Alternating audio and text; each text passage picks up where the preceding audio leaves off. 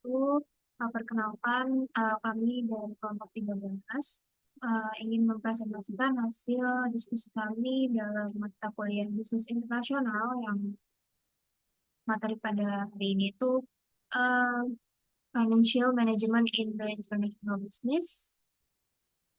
Lalu kelompok kami itu beranggotakan saya sendiri, Karamato Budia dengan NIM akhir 064 dan Maria Tresia.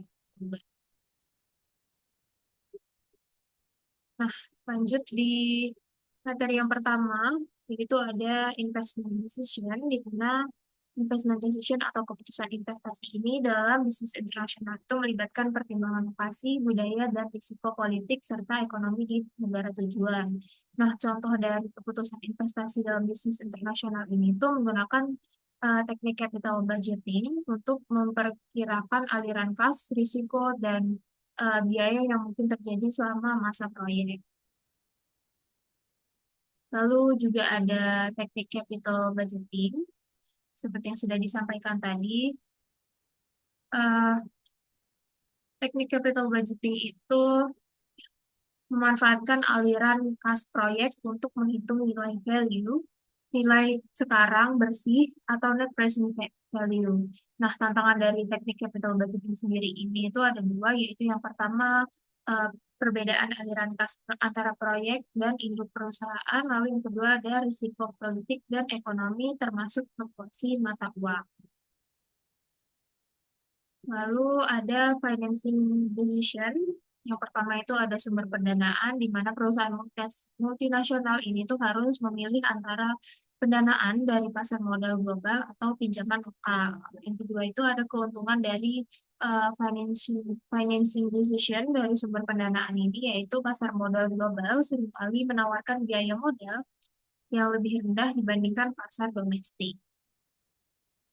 Lalu di sini ada struktur keuangan dari bagian dari financing decision, di mana yang pertama itu struktur keuangan pencakup kombinasi utang dan ekuitas. Nah, contoh dari struktur keuangan ini sendiri itu contohnya di negara Jepang itu cenderung menggunakan lebih banyak utang dibandingkan Amerika Serikat. Nah, ini tuh faktor seperti budaya dan rezim pajak yang mempengaruhi preferensi ini.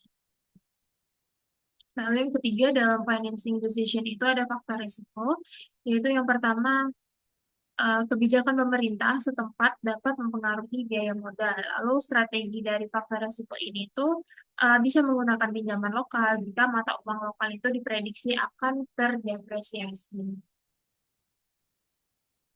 Lalu di sini membahas global money management, di mana tujuan global money management itu meminimalkan saldo kas dan biaya transaksi. Contohnya itu seperti centralized depositories yang memungkinkan perusahaan untuk mengelola kas secara terpusat dan juga mengurangi kebutuhan kas liquid dan meningkatkan pengembalian investasi. Nah, di sini juga ada teknik manajemen uang dari bagian global money management, yaitu ada multilateral netting, di mana ini tuh mengurangi biaya transaksi antar divisi dengan meminimalkan jumlah transfer uang lintas negara. Nah, contoh dari teknik manajemen uang yang membahas multilateral netting ini tuh pada perusahaan PNG, yaitu memusatkan manajemen valuta asing untuk mengurangi biaya dan risiko mata uang. Lalu juga bisa dengan optimalisasi pajak, yaitu perusahaan dapat memanfaatkan perbedaan rezim pajak di berbagai negara untuk mengurangi beban pajak. Lalu strategi dari optimalisasi pajak ini sendiri itu bisa dengan memindahkan dana antar negara melalui pinjaman antar perusahaan untuk mengoptimalkan penghematan pajak. Untuk materi selanjutnya akan dijelaskan oleh rekan saya.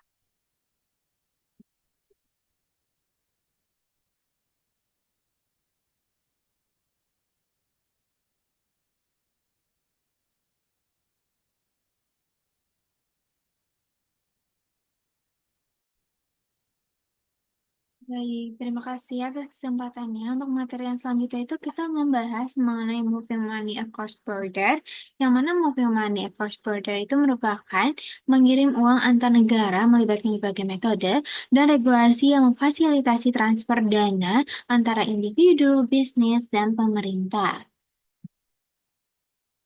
Lalu di sini ada metode, di sini itu ada metode utama pengiriman uang antar negara, yang mana di slide pertama itu dibagi menjadi tiga, yang mana yang pertama itu adalah transfer uang atau yang sering kita kenal itu dengan wire transfer, itu bentuk transfer bank yang lebih cepat dan seringkali lebih mahal, cocok untuk transaksi yang besar.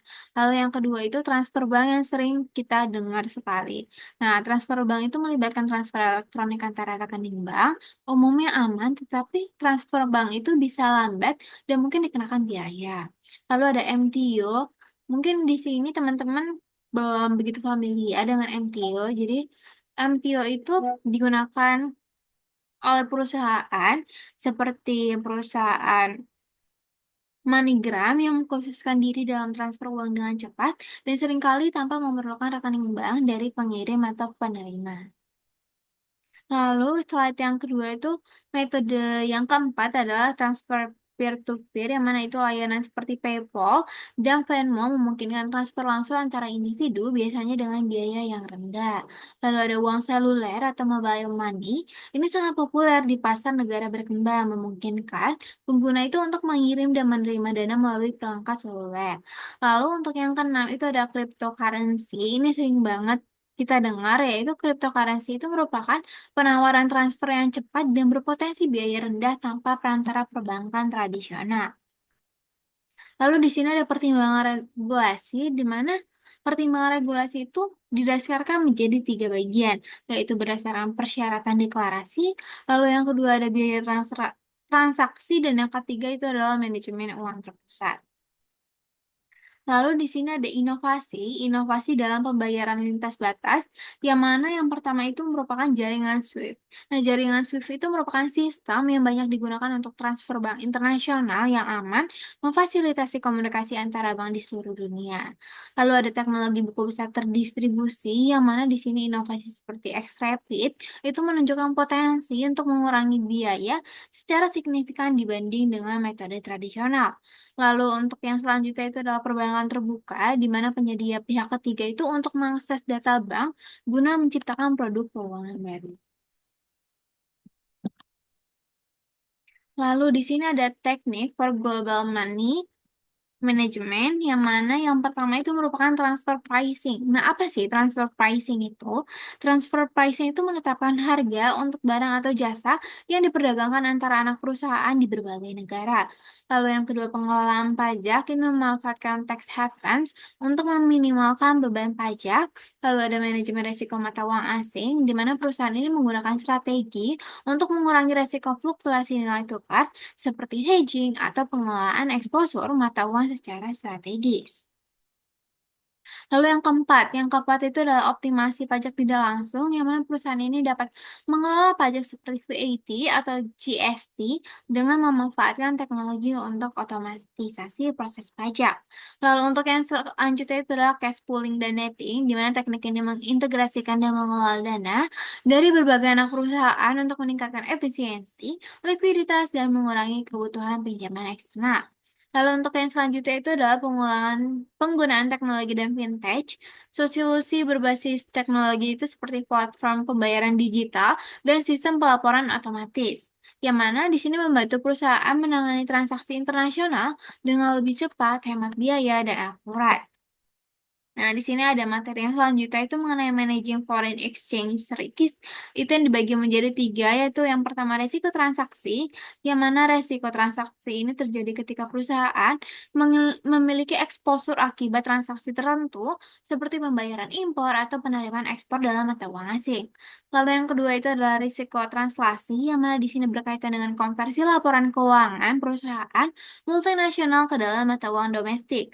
Lalu yang ketiga itu adalah resiko ekonomi, yang mana di sini dampak jangka panjang dari perubahan nilai tukar terhadap daya saing perusahaan di pasar internasional. Nah, di sini juga ada strategi pengelolaan resiko yang mana dibagi menjadi 4, yaitu adalah hedging. Nah, hedging ini dibagi menjadi 2, yang mana yang pertama itu adalah alat derivatif. Di sini penggunaan kontrak forward, opsi mata uang, dan swap untuk melindungi eksposur nilai tukar. Lalu ada natural hedging, yang mana di sini memandungkan aset dan kewajiban dalam mata uang yang sama, seperti pembelian bahan baku dari negara tempat produk dijual. Lalu yang kedua adalah manajemen eksposur, di mana penyesuaian hedge rasio berdasarkan eksposur yang diukur melalui pendekatan seperti VAR. Lalu ada diversifikasi, yang mana di sini menyebabkan resiko dengan melakukan bisnis di berbagai wilayah dan mata uang. Nah, di sini ada industri revolution 4.0 yang mana dibagi menjadi dua, itu berguna untuk peran teknologi dalam manajemen keuangan, contohnya mengenai big data dan analitik, lalu blockchain dan keuangan digital, dan yang terakhir itu adalah AI. Lalu untuk yang kedua itu ada transformasi dalam pembiayaan internasional. Yang pertama itu adalah vintage dan layanan keuangan global, dan yang kedua itu adalah crowdfunding global.